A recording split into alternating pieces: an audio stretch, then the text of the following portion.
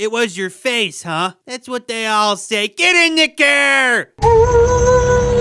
The latest Season 2, Episode 8, Helluva Boss, The Full Moon, despite bringing a classic set of antagonists, Loona, and even a long-standing end to a ship, openly helped bring up multiple errors and repeated concerns and criticisms that I've continued to have throughout my entire previous aired critiques of this series as a whole.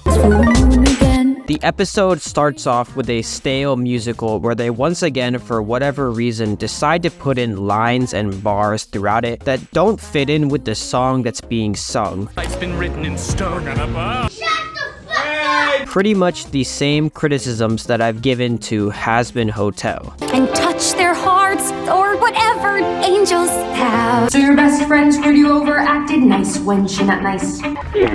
Where they, for some reason, put in lines or lyrics within songs that are supposed to be serious that completely don't fit in, which in turn ruins the consistency of the song. And it's not creative, it's not funny, all it does is simply cringe out the audience that is watching and basically annoys them. It's like, why would you do that? It's so stupid to do so. And overall, I guess the only thing that I really have to give this track is that I do see where the people who talk about how Stolitz songs not hitting it right seem to come from. That being said, I don't like Stolitz's voice actor singing voice. Yes, I know he's a Broadway singer, but just because you're good at singing in Broadway doesn't mean you're good at singing in a recording booth. And yeah, it pretty much shows that Broadway does translate a lot differently than if it were an animated show. Believe it or not, Russell Crowe is actually a pretty good singer, but when he was singing in Les Miserables, his singing voice was, let's be nice and say it was less than adequate. But nonetheless, that aside, I think the most amazing part about this musical was Stolitz unironically forgetting about Octavia's existence, which is hilarious considering that Stolitz throughout his entire initiation of his divorce to Stella had mentioned Octavia because he wanted to, quote, have that girl have a better life. The only reason I have endured your constant insults and cruelty was for that girl to have a normal life. So it's honestly hilarious that you're going to have Stolitz initiate this reasoning, but then not put any attention towards his daughter at all. Like, are you for real? And then of course we get to two dick jokes throughout this musical because, I don't know, apparently Hazbin Hotel and Helluva Boss's writers haven't realized that these jokes aren't funny, and I don't know when they will realize it, but oh well. We then cut to, of course, a Looney Tunes cartoon setup style to introduce the Cherubs group, and overall, aside from having a lame-ass reference to the SeaWorld attacks, because I don't fucking know,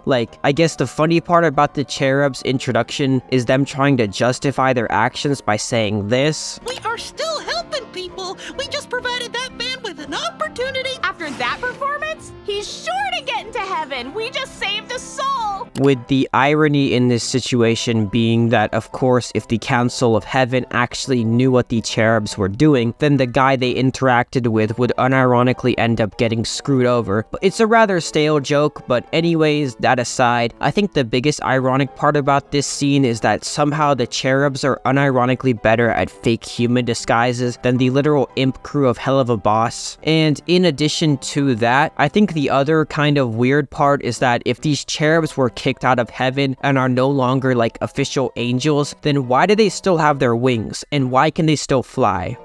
If an angel gets kicked out of heaven, don't they lose their wings? This makes no sense whatsoever. But nonetheless, that specific issue aside, we then get introduced to the secret agents after the Cherubs are captured by them by their tranquilizer darts and tasers. We have to. Wow!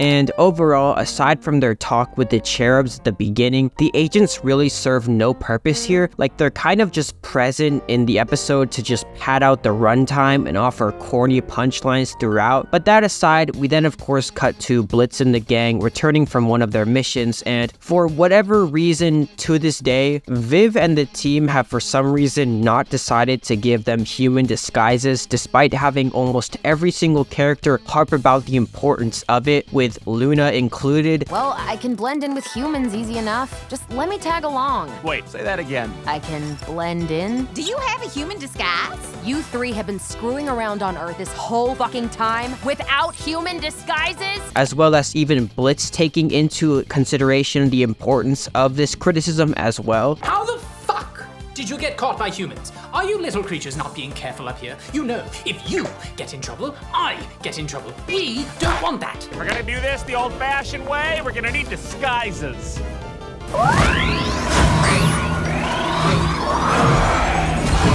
No chance you can conjure us a couple of those, can you? So it's like, again, the grimoire is supposed to be this epic thing that they rely on to put food on the table. So you think that having this notion, they would take the book a lot more seriously and actually like look through it and figure out how to chant the damn spell that gives them their human disguises. Like Loona literally has a human disguise and she harped on them for not having one. Like, if you don't know how to do it, just ask your damn daughter who can do it herself. The camera then pans to a basic juxtapose scene of all the humans being slaughtered and the imp gang for some reason, much like Stolitz, deciding to leave a witness alive. So I mean, I guess birds of a feather do flock together after all, but nonetheless, I do like how the beginning combo with Blitzo does kind of show how progressively both partners have been losing interest in each other, because Blitzo in his talk with Moxxie refers to Stolitz by, instead of his name, refers to Stolitz as the quote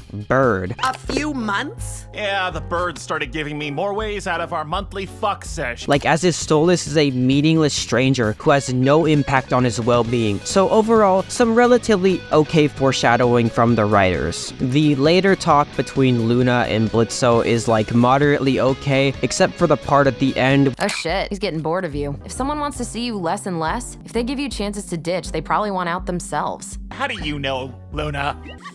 Because I do that all the time. Which really serves no purpose other than to destroy Loona's openly showcased caringness for Blitzo that they've previously harped on within past episodes. Again, this clip doesn't really make sense because 1. Loona, you have consistently shown to care about Blitzo. That's why you helped get his ass out of Beelzebub's party when he was drunk out of his mind. You don't need anyone else sucking your face, freaky weirdo.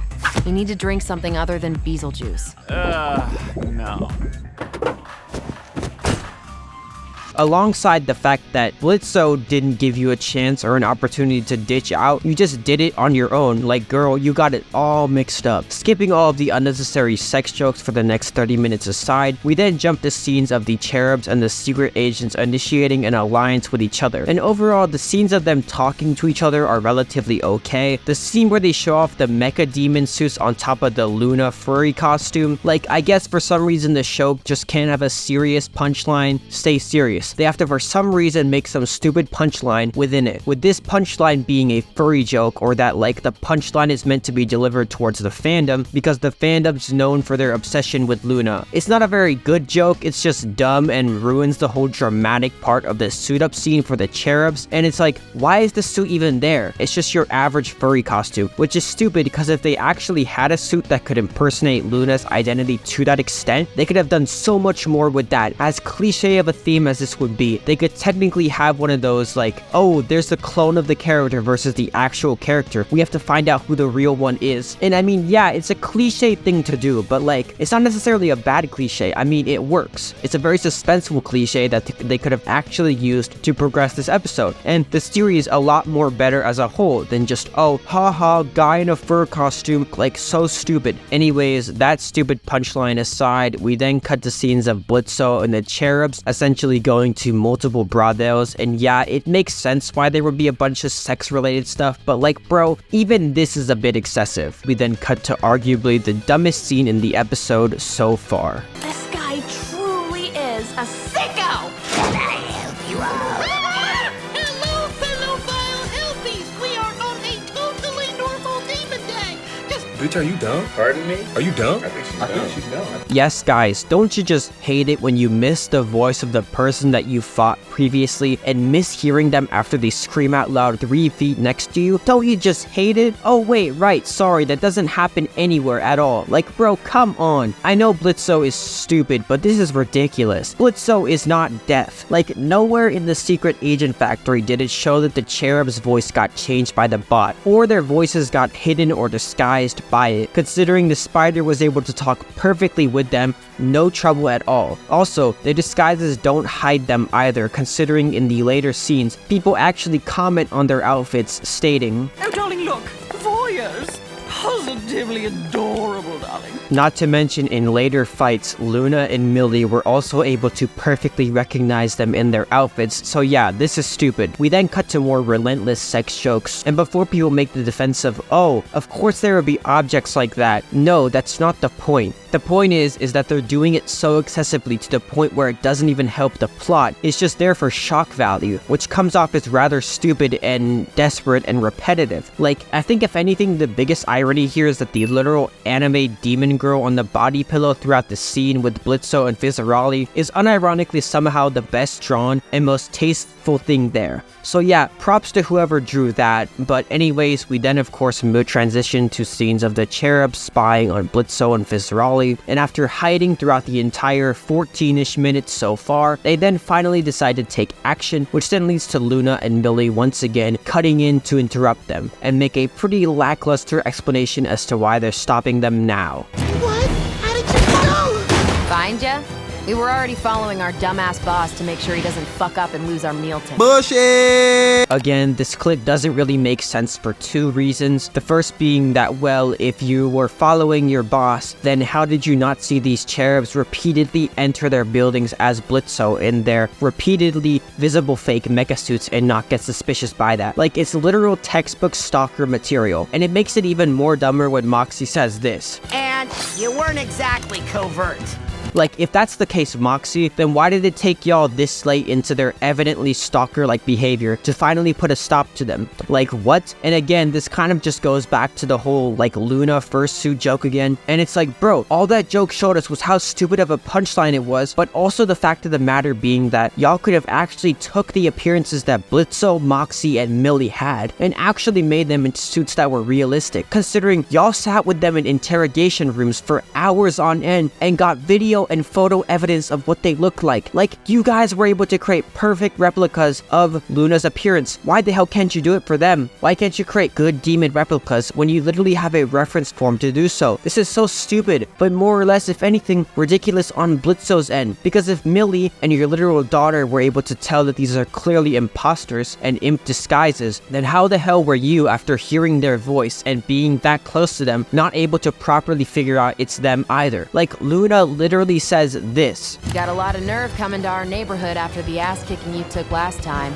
Like, yes guys, Loona was able to recognize who they were based upon their appearance in a fight that she didn't even take part in. But Blitzo, the person who was actually there physically at war with the Cherubs in Season 1, Episode 3, somehow can't recognize them by a voice or the way they talk or speak. Like, again, this man spoke face to face with these people. Like, this is just unbelievably stupid. Like, why did y'all writers put this clip here of the cherubs like shouting out loud if you're not gonna like go all in and then have them get caught by Blitzo? Again, if you're gonna do that, go all in and get them caught. Like, there's a reason why movies do that trope all the time, because it makes sense and it's actually impactful for a dramatic scene and dramatic hype up. Like, either do that or have them be stealth the whole time. Like, this is so stupid, but overall the whole purpose of this Millie and Loona interruption is to once again make an attempt to actually try to give these two some premise and actually something impactful to do throughout this episode, which in reality, it ends up doing the complete exact opposite. All we basically got was the default characteristics that Millie and Moxxie have pretty much always been throughout this entire show. Moxxie ends up being in trouble, he screws up, or he ends up getting caught by one of the bad guys.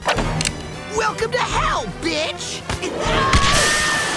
And once again, needs his wife Millie to be the powerhouse, super pseudo badass defeater in order to save Moxxie's ass from defeat.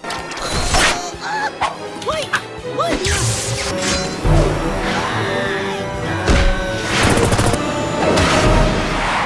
Like, again, all they're doing is going back to the same archetypes they've used in past seasons, and then somehow patting themselves on the back because, oh yeah guys, Millie is finally more present within this show. And it's like, no, you didn't. There's really no point in making her presence more if y'all are gonna do this, like, same default concepts y'all have been giving her throughout this entire series. Like, this is so dumb. Like, would it kill these writers to have the roles be reversed and have Moxxie finally save Millie, who's in trouble, and, you know, take charge and actually have his victory be a real victory and not be stupidly undermined? Like, is that really such a difficult thing to ask for? Like, why? But anyways, they do try something a little bit more new with Loona, where we actually see, like, in real time, Loona being in trouble and actually needing to be in a state of help.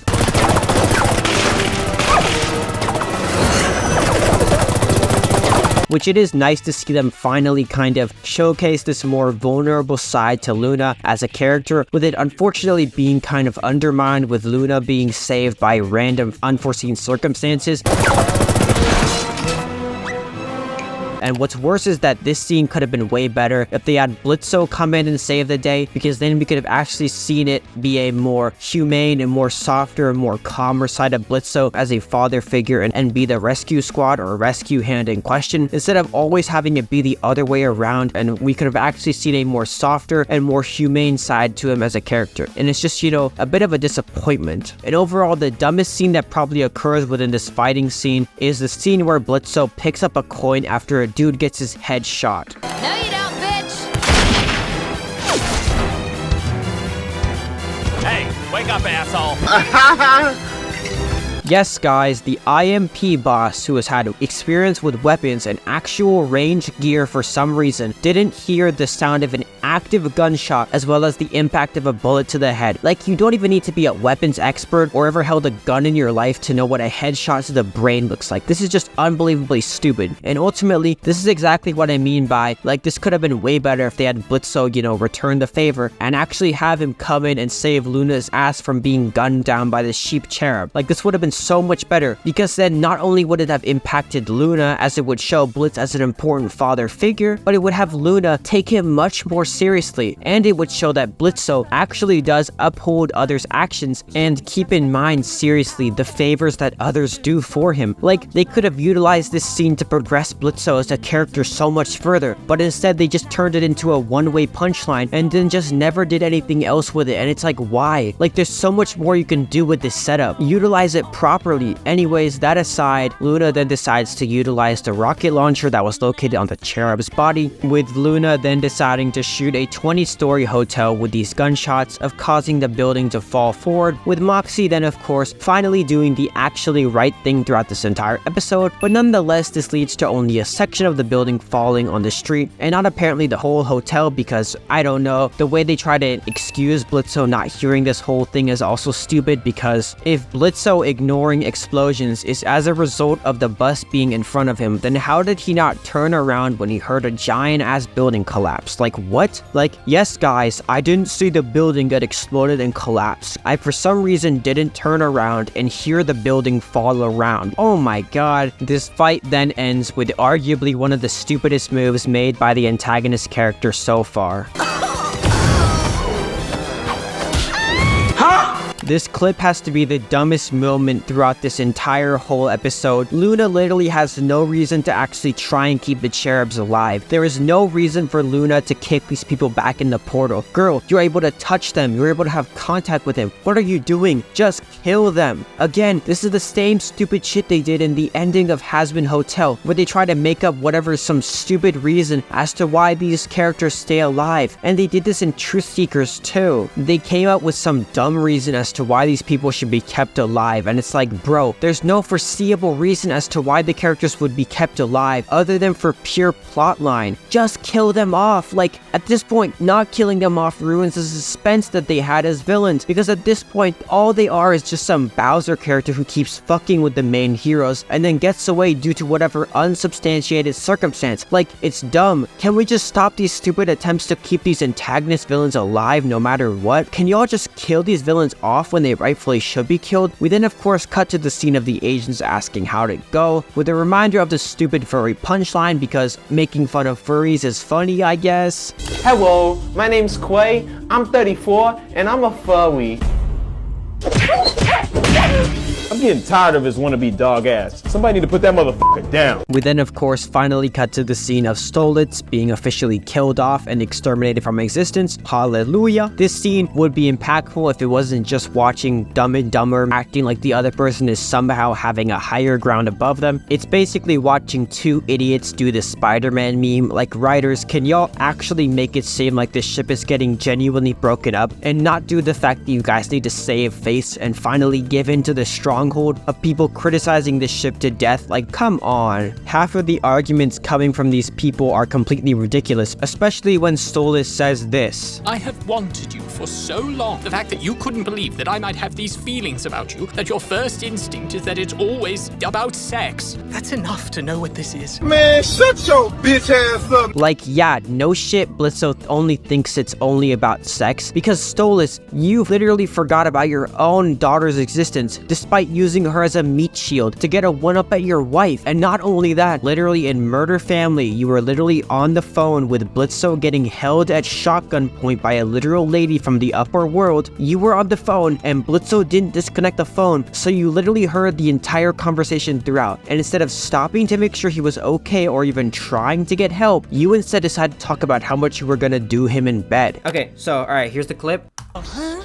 Come to drag me and my kin to hell.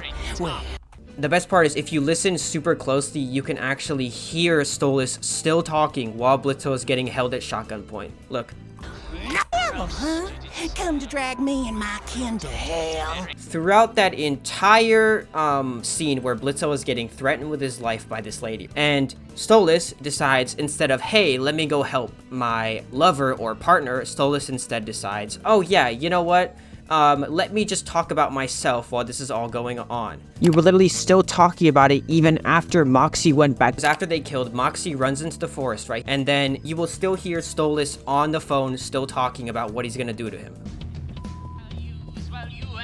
Look, there's the phone right there, so he is still actively talking about what he's gonna do to Blitzo. It has always been about sex, bro, because that's all you care about. You don't care about Blitzo doing well with his business or not. You care about getting him in bed. The only reason Blitzo would ever come to a conclusion like that is because it's true. Of course Blitzo thinks lowly of you, because you would talk down to him all the time. Especially that sexy little one there. Yoo-hoo, Blitzy. Oh, fuck me. My darling.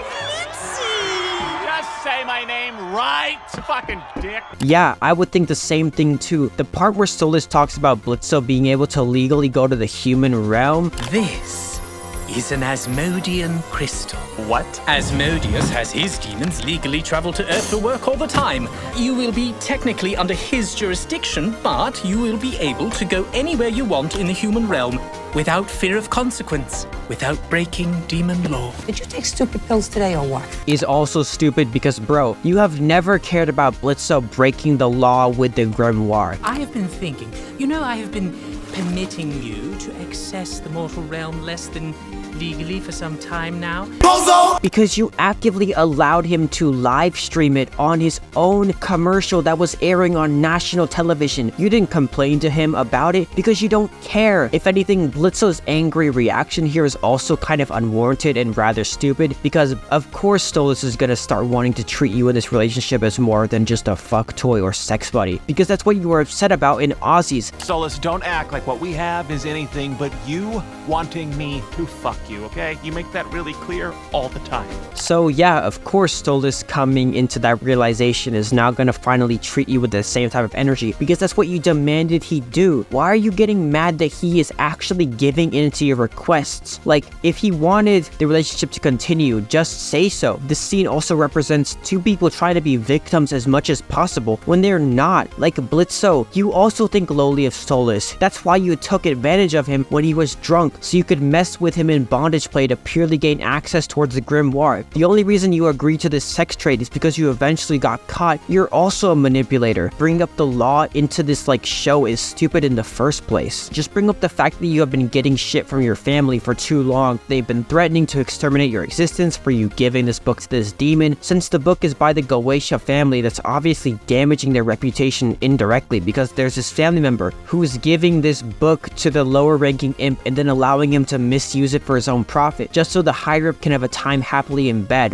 You could have used that as an example. You don't gotta bring law into this stuff. But anyways, that aside, after watching 4 minutes of watching two douchebags try to play victim at all costs, we then finally get a ultimate moment of Blitzo getting kicked out of Stolas' palace, and the official death of the Stolitz arc finally coming to an end. And you know what? Props to them. Game over. This episode was kind of a mess. I guess the positives were that they got rid of Stolitz. The negatives were, well, pretty much a majority of the Millie related complaints that I have voiced in my Unhappy Campers review. They just did the same damn thing with her once again being the spotlight save the day woman instead of anything else, aka the pseudo badass saves Moxie's ass woman, with Moxxie once again being the undermined male damsel in distress character, can never actually get a justified W, can never come in and actually be like the save the day hero. The show tends to undercut Moxie's victories. I get that he's a comic relief character a lot of the time, but my man finally has a moment to be a badass and show how much he's grown, only to be kicked in the fucking face for a joke. It's always gotta be like, oh yeah, we gotta undermine him at all costs, and have Millie come in and save his ass. So overall, this episode was kind of a mess, but at least the Stolitz ship was finally put to rest, so that's a good thing. But anyways, that's gonna conclude this review. Please be sure to like, share, subscribe, as well as comment down below what you want to see next. Also, I streamed the latest episode of this series on Twitch, so be sure to go check that out at twitch.tv/JustinOreo555. And with that being said, I'll see you guys next time. Peace. Bruh,